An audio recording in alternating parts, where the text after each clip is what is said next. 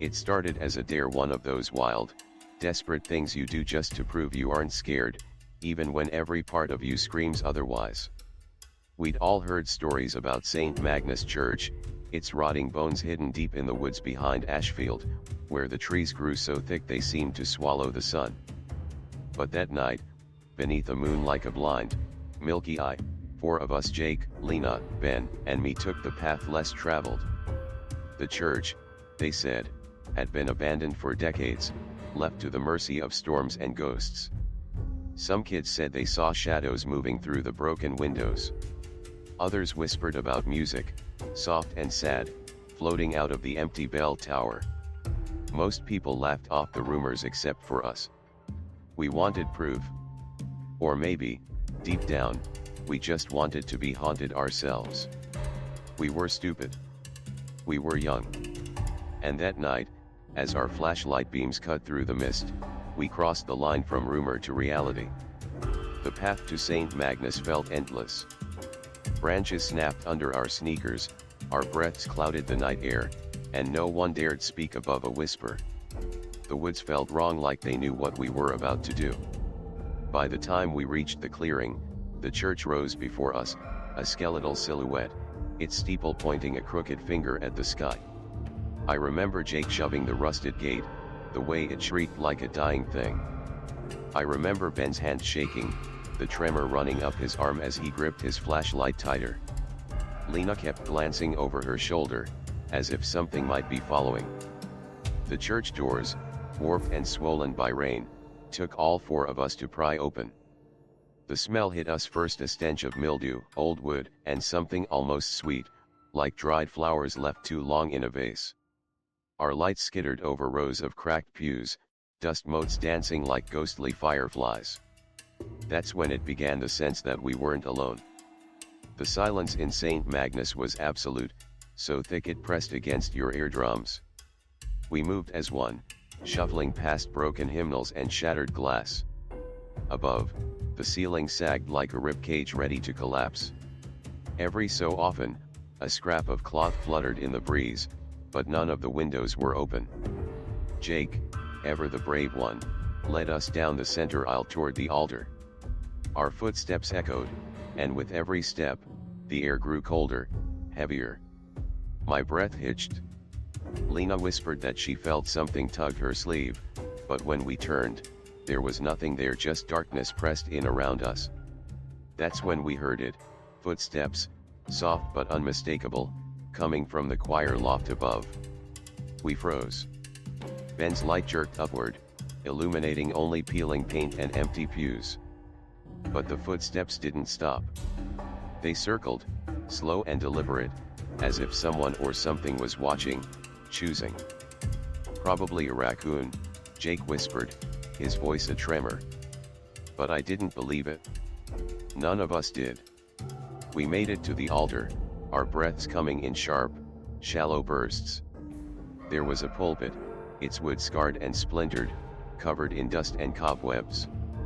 On impulse, Ben reached out and brushed his hand across the surface and recoiled with a gasp. Something cold, he muttered, rubbing his palm. Lena's light darted left, and that's when she saw it, a shadow, darker than the night, standing near the pulpit. Human-shaped, but wrong. Too tall, too thin. Its face, if you could call it that, was a blur, like smoke. I can't explain what happened next. One moment we were staring, frozen, the next, Jake lunged forward, yelling at the darkness, as if anger could ward it off. But as he reached the pulpit, the shadow receded, melting into the floorboards as though it had never been. That's when the temperature dropped. Our breath puffed out in white clouds. Every hair on my body stood on end. We had overstayed our welcome. Panic set in. I grabbed Lena's arm. Ben stumbled backward, nearly falling over a broken pew. We ran, fumbling for the exit, but the door we'd pried open minutes before now seemed impossibly far away. As we reached the vestibule, a sound ripped through the silence, a single, sonorous bell ringing high in the tower above us.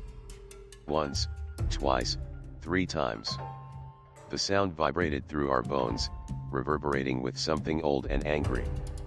There was no wind. No one else in the church.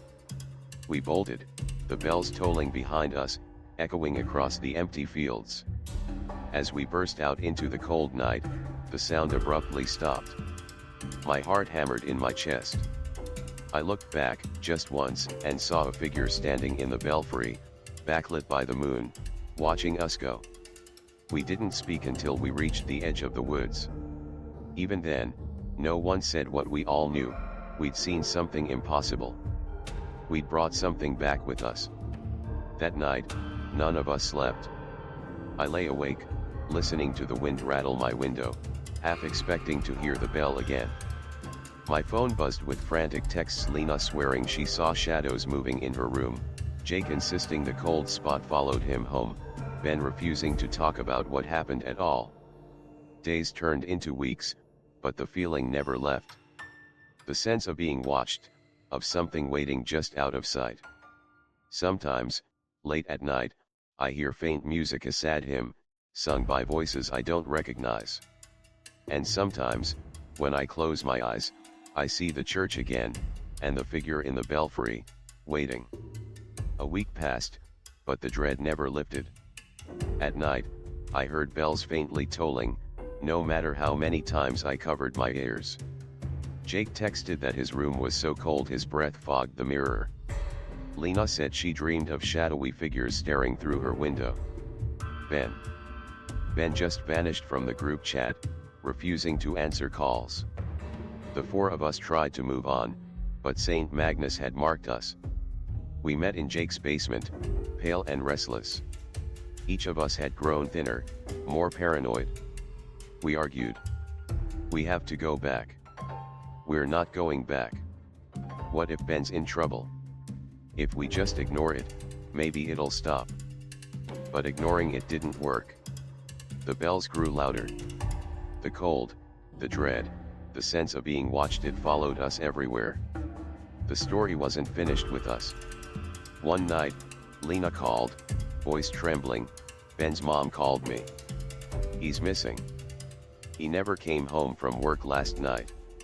My stomach dropped. We all knew, even without saying it, that this was connected to the church. That night, Jake and I met Lena outside Ben's house. The police were there, but no one had answers. In Ben's room, his backpack lay open on the bed. Next to it a single church bulletin, stained and faded, from St. Magnus. It was time. We had to go back, not to prove our bravery, but to save our friend and ourselves. We waited until midnight, hearts hammering, then trudged back into the woods. The church loomed, darker and more menacing than before, as if it was waiting for us. Clouds skittered across the moon. The front doors stood wide open. Inside, it was even colder than last time. Our flashlights barely cut through the gloom. Something had changed. The air felt heavier, charged with something ancient and angry. Ben. Jake called. His voice bounced around the walls, coming back warped and broken. No answer. We split up, moving through the ruined pews and rotting hymnals. I found Lena standing by the altar, clutching her arms. "It's not just haunted," she whispered. "It's hungry." That's when we heard it, a whimper, coming from the back of the church. We followed the sound, past the sacristy, down a narrow hallway to a trapdoor we'd missed before. It yawned open, leading down into darkness. Every instinct screamed at me to run, but Ben was down there. We climbed into the pitch black, the wooden stairs groaning under our weight. The crypt was cold, unnaturally so. Our breaths fogged in the air. Rows of dusty stone coffins lined the walls, and in the middle, Ben sat, knees hugged to his chest, rocking back and forth. He looked up at us with wild eyes. "It's here. Don't you hear them?" Suddenly, the bells above began to ring. But down here, the sound was twisted, distorted, like laughter and screams rolled into one. Shadows slid across the walls, taking shape, tall, thin, their faces blurred like the figure we'd seen before. Lena sobbed. Jake tried to pull Ben up, but he resisted. I remembered the church's history, stories of the congregation that vanished in a single night, whispers of a priest who tried to save them and failed, binding something hungry to this place. The figures drew closer. I heard whispers: regret, sorrow, anger. Help us, join us, never leave. They reached for us, icy hands brushing my face. For a moment, I saw their memories, people trapped, reliving their final moments, unable to move on because the church wouldn't let them go. I grabbed Ben's hand, pulling him to his feet. Jake and Lena formed a circle around us, flashlights flickering. "We're not staying," I shouted, voice cracking. "You can't have us." As the figures pressed closer, Lena began to pray any prayer she could remember. Jake cursed and screamed at the shadows. I thought of my family, of sunlight and laughter, and shouted every good memory I could. Something shifted. The bells above began to ring faster, louder, until the entire building seemed to vibrate. The crypt filled with wind, cold, biting, but it pushed the shadows back. The trapdoor slammed shut, but we threw our shoulders against it, and it burst open with a splintering crash. We scrambled up the stairs, the church howling behind us. We ran through the nave, the pews shuddering, the altar glowing with an unholy light. The shadowy figure from before stood in the pulpit, arms raised, mouth open in a soundless scream. We didn't stop. We burst into the night, the bells shrieking after us, until we made it back to the woods, gasping, sobbing, alive. Ben returned home. The bells finally stopped. For weeks, we didn't talk about what happened, but the nightmares slowly faded. Lena went back to church somewhere else, with sunlight streaming through clear windows. Jake moved away, swearing never to set foot in Ashfield again. I still hear the bells sometimes, but now it's only in memory. The church stands silent, a warning to anyone who dares disturb what's buried. We survived. But we never spoke of St. Magnus again. Years later, I heard they finally tore the church down. Locals say the ground where it stood is still colder than anywhere else in the forest, and sometimes, just as night falls, you can hear a single bell ring in the dark calling out to anyone foolish enough to answer. Anna was new in town, drawn to the weathered, red brick church by the promise of community and, she hoped, belonging. The old building, St. Cecilia's, was famous not only for its ornate stained glass and echoing arches, but also for its choir, a group so in sync their voices seemed to blend into a single, heavenly sound. Anna, with her clear mezzo voice, had sung in choirs all her life.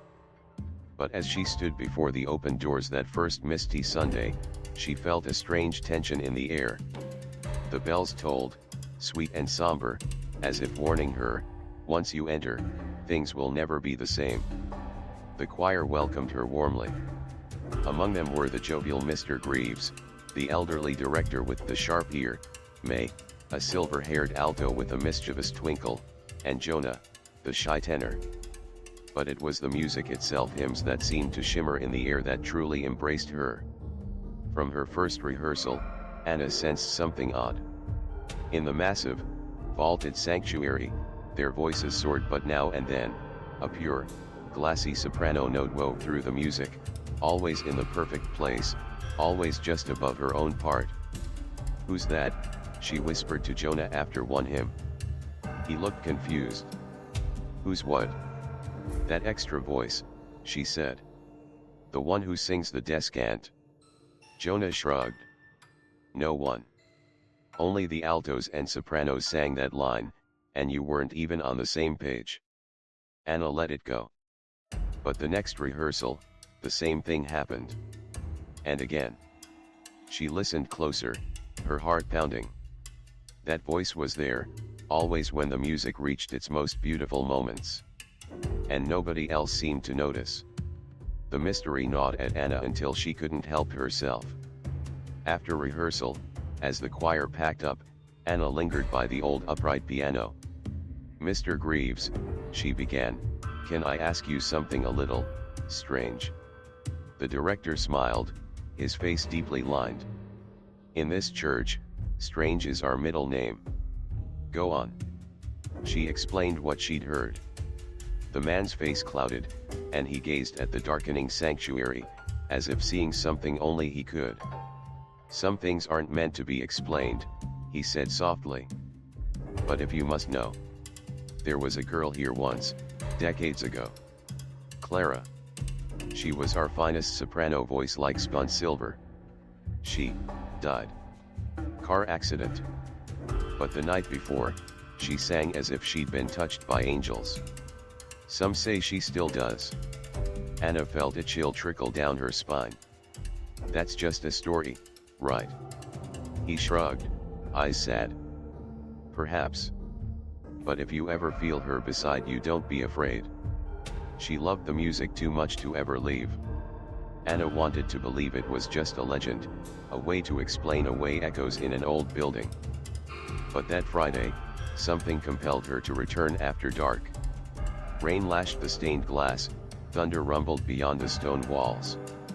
The church was empty, the pews stretching back in silent rows. She sat at the piano, hands trembling as she played the opening notes of Pai Jesu. Her voice was unsteady at first, then grew stronger, filling the space. And as she reached the highest, most delicate phrase, a note crystalline, mournful, rose beside hers. A perfect harmony. Anna stopped, heart pounding. The voice continued, soft as breath, swirling around her. The hair on her arms lifted. "Clara," she whispered, barely able to breathe. A sudden, icy breeze rushed past, flipping the pages of the hymnal. Anna felt a gentle, unmistakable pressure on her shoulder, a touch, loving and sad. She whirled. No one. The church was empty. That night, Anna dreamed of a girl in choir robes, standing beneath the organ loft, singing. Her face was pale, eyes large and pleading. "Don't leave me," she whispered, her voice both beautiful and terrifying. Anna awoke drenched in sweat, the echo of that voice still in her ears. She promised herself it was just nerves. But the next rehearsal, every shadow seemed to flicker at the edge of her vision. When the choir reached a certain hymn, Anna froze, her own voice vanished, replaced by that perfect, ghostly soprano, rising above the living. The others didn't seem to notice, but Anna saw it then, a flicker of white near the back, moving in time with the music, unseen by all but her. Anna began to dread rehearsal, even as she longed for the music. Her curiosity was poisoned by fear. What did Clara want? Was she trapped, or angry?